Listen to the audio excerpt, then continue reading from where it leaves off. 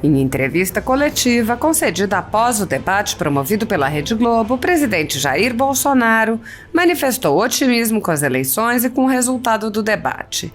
O presidente agradeceu pela oportunidade dada aos candidatos para apresentarem suas propostas e também críticas aos governos. O presidente agradeceu pela oportunidade de recordar o que foi o governo Lula e Dilma, a desgraça que foi para o país esse governo em todos os aspectos, todos sem exceção, principalmente na questão econômica. Bolsonaro comparou com seu governo, que enfrentou uma pandemia e enfrenta as consequências de uma guerra na Ucrânia, e lembrou a recessão nos governos petistas, sem qualquer elemento externo que justificasse os problemas econômicos. O presidente alfinetou o ex-presidente Lula. Parece que ele está sofrendo de amnésia do que foi a corrupção do seu governo. Bolsonaro comentou os bons números da economia e as boas relações internacionais do país, afirmando que o Brasil se tornou um porto seguro para o investimento. Ele disse: "O mundo está assustado com a forma positiva como o Brasil está na economia. Vamos crescer mais que a China, inflação menor que na Europa e nos Estados Unidos. E se compararmos com outros países aqui da América do Sul, que têm uma ideologia exatamente igual à do Lula, isso, com toda certeza, faz com que os indecisos voltem para o nosso lado." Há 10 anos, a Folha Política atua noticiando fatos, discursos, argumentos e denúncias que são obliteradas pela velha imprensa. Nosso veículo de imprensa dá voz às vozes conservadoras, ao anticomunismo, à defesa dos direitos fundamentais e da liberdade de expressão e de imprensa, além de trazer ao público os vídeos dos pronunciamentos de autoridades para que o público possa formar sua própria opinião sobre o que foi dito e não precise depender de relatos de terceiros. Quem controla a informação, controla, em última instância, a realidade. Grupos monopolísticos e cartéis que se associam com o intuito de barrar informações contrárias ou inconvenientes atuam em conluio com a finalidade de aniquilar qualquer mídia independente, eliminando o contraditório e a possibilidade de um debate público amplo, honesto, abrangendo todos os feixes e singularidades dos mais diversos espectros políticos. Controlando as informações, o cartel midiático brasileiro tenta excluir do debate e, em última instância, da vida pública, os conservadores e os veículos que dão voz a essas pessoas.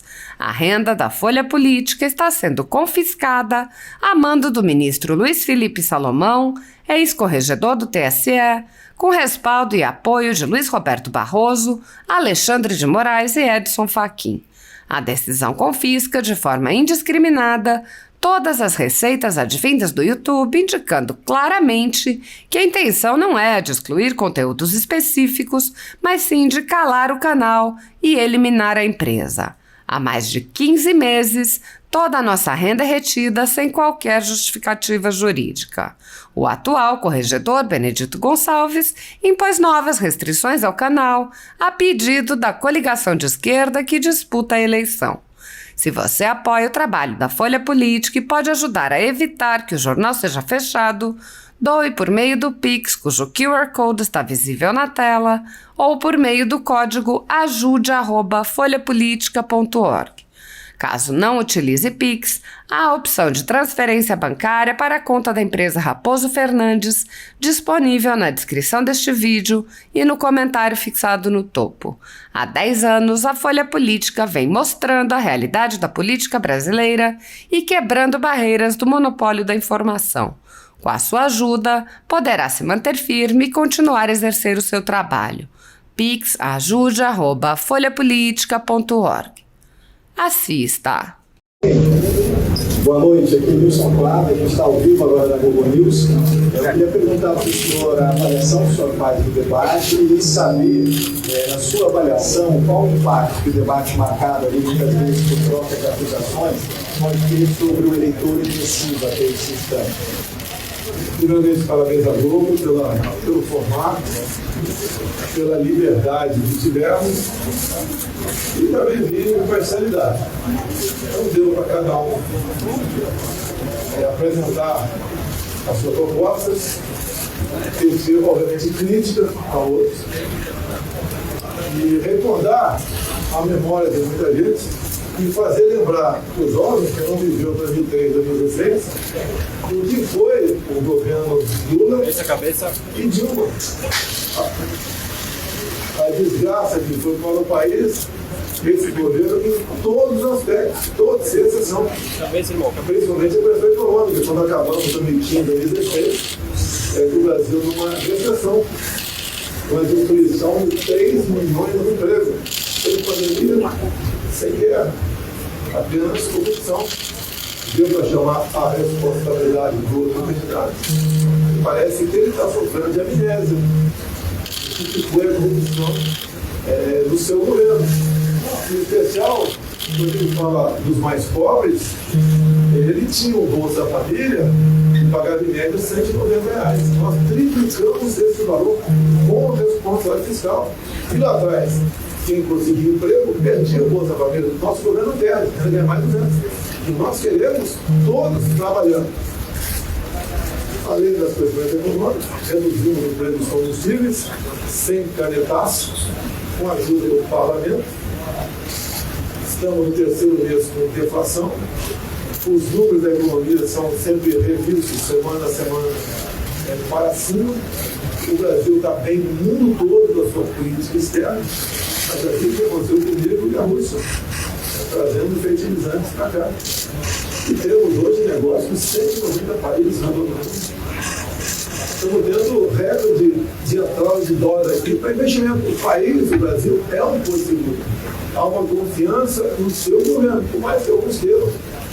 Ao contrário, a verdade está aí. E quando se fala em número, não tem que contestar. Tem coisa errada ainda? Tem. Né? Vamos aperfeiçoando. Muita gente muito mais preocupada com o que eu falo do que eu faço. Peço desculpa, assim, sou meio grosso de vez em quando, falo palavrão outro, peço desculpa. Mas eu vou melhorando o que interessa. Que mesmo passando por uma pandemia, muita gente perdendo a vida. Uma crise de falta d'água enorme. O ano passado, uma guerra esse ano, estamos indo muito bem. O mundo está assustado da forma positiva como o Brasil está na economia. Vamos crescer mais que a China. Temos inflação menor do que a Europa, do que os Estados Unidos. E se compararmos aqui com outros países da América do Sul, que tem uma ideologia exatamente igual ao do Lula, isso com toda certeza faz com que os indecisos voltem para o nosso lado. E quem votou sem convicção do lado de lá, reflita e venha para o nosso lado. Esse é o balanço que eu faço aí do debate.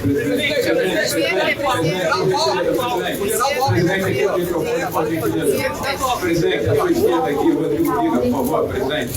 Tem uma ordem aqui, eu estou no meio do bolo aqui à sua esquerda. Rodrigo Viga, bom dia, boa noite. Presidente, por gentileza, o senhor acha que, como é que o senhor avalia o seu desempenho no debate? Acho que venceu esse debate. Você poderia detalhar um pouco mais essa proposta nova que o senhor trouxe com relação ao salário mínimo de R$ 1.400, porque de onde vem a fonte de receita para bancar esse salário de R$ 1.400? De onde veio o dinheiro do auxílio emergencial lá em 2008? O Auxílio Brasil também, de 400 foi 600. É um governo que não rouba. Olha as estatais. Estava prejuízo, agora não. Qual a corrupção no meu governo? Não tem. Tem acusações vagas, levianas. Então o dinheiro vem daí. Logicamente, eu dou a receita, o Paulo Guedes faz o bolo. E o 1.400 é uma realidade. Até para mostrar que depois de termos arrumado a casa, sobra dinheiro para a gente implementar outras políticas. O dinheiro é o Paulo Guedes. Eu apenas dei a receita para ele. E tenho certeza que ele vai entregar essa receita até para atender os mais pobres de verdade, porque o salário mínimo perdeu sim poder aquisitivo.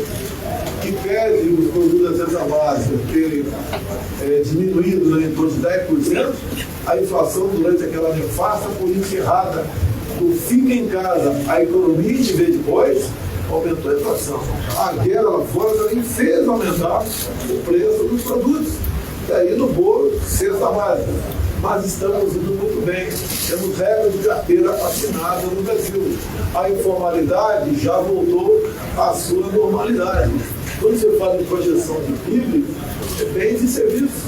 É sinal que o povo está trabalhando, está produzindo. Esse é o recado da nossa economia. Paulo Guerra está feliz com a sua política econômica e a população cada vez mais vai entendendo que nós passamos uma pandemia. O outro lado nunca fala isso. Fala como se nós tivéssemos pego o país, uma normalidade e tocado o barco. Quase o Brasil foi a Você é argentina para cá? No, chilena. Para CNN Chile, para Chile, ¿cómo va a ser su relación con Chile y con el presidente Gabriel Boric si usted gana el domingo? Olha, eu vejo o Chile com muita preocupação. É um país irmão, como a Argentina também. E eu vejo lá que a população não está satisfeita com isso. A população tem ido às ruas, assim como não está satisfeita com Fernandes na Argentina. A ideologia de Fernandes, o presidente lá no Chile, é muito parecida com a do Lula. Nós não queremos aqui perder a nossa liberdade. A economia está patinando no Chile. Vocês estão perdendo reservas lá. Estão com problemas. São as escolhas. Alguns amigos chilenos que vêm aqui têm me relatado muita preocupação com essa política designada à esquerda do Chile. Ele disse que nunca esperava que o Chile fosse dar essa guinada tão para a esquerda. E lá a população se omitiu, grande parte não foi votar. Então quem escolheu foi uma pequena parte da população. Eu espero que não aconteça o mesmo no Brasil, que a população vá votar, compareça às urnas, leve os mais idosos. Na maioria dos casos é um voto só para presidente, em poucos dos estados são 2 votos para presidente. Tá? Convençam outras pessoas, eu peço para os primeiros eleitores, convençam as pessoas, se cada um conseguir mais um voto até lá, está excelente. Nós vamos ganhar as eleições, eu acredito que nós já viramos, né? Simplesmente pelos práticos que nós temos em São Paulo. Vamos, se Deus quiser, ganhar as eleições.